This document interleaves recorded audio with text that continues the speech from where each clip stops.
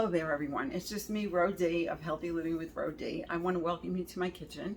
I am coming back. I've already videoed the recipe for you, and I'm just coming on now to say hello and to let you know that it was delicious, and I do hope that you try it. Please let me know how you liked it. You can tweak it to your own liking.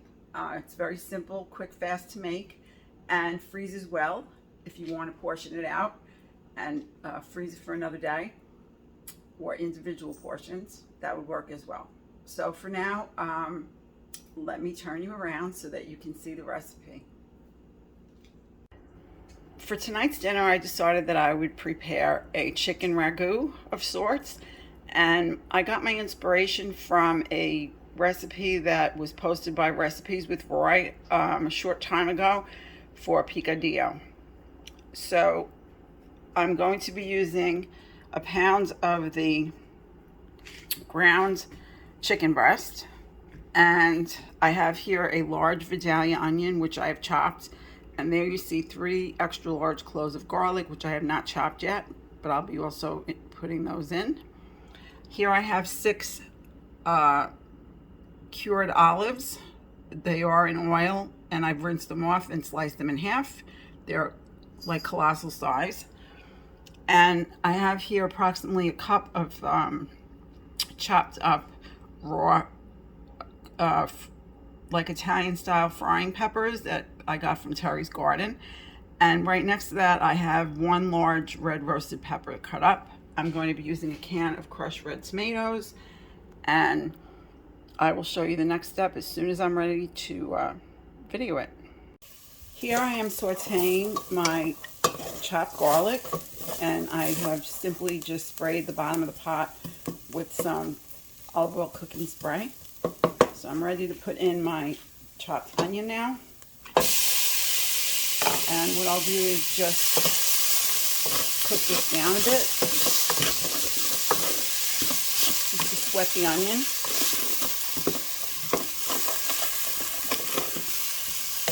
Before I add in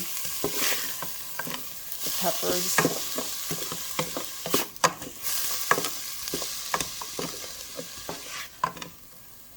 The reason that I put in so much onion is I really do like onion, and I'm trying to fill this out with some vegetable. So that was my reasoning behind doing it that way. Plus it will cook down. It looks like a lot now, but once it cooks down, it shrinks.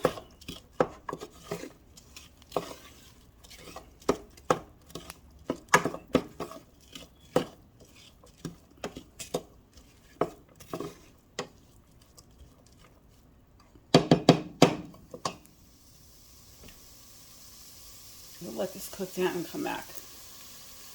Okay, you can see now that the onion has been browned down a bit. So I've added in the green pepper and the roasted red pepper.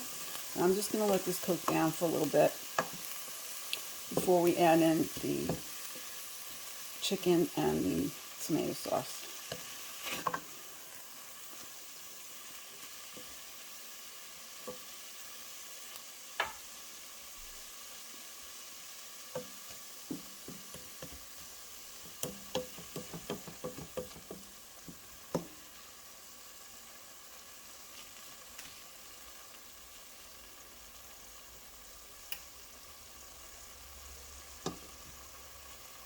So what I've done is I've added in my pre-cooked chicken, which I didn't brown it down, but I cooked it down in this pot before I sauteed the vegetables. And I drained it as well.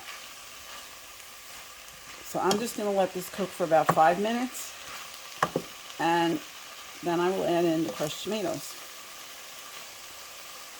I'm also going to be adding in a generous amount, of Mrs. Dash garlic and herb seasoning. As you all know by now, this is like a favorite of mine. I put it in most of the things that I cook. Just give that a good stir. Let this cook down a few minutes more. And we'll add in the sauce.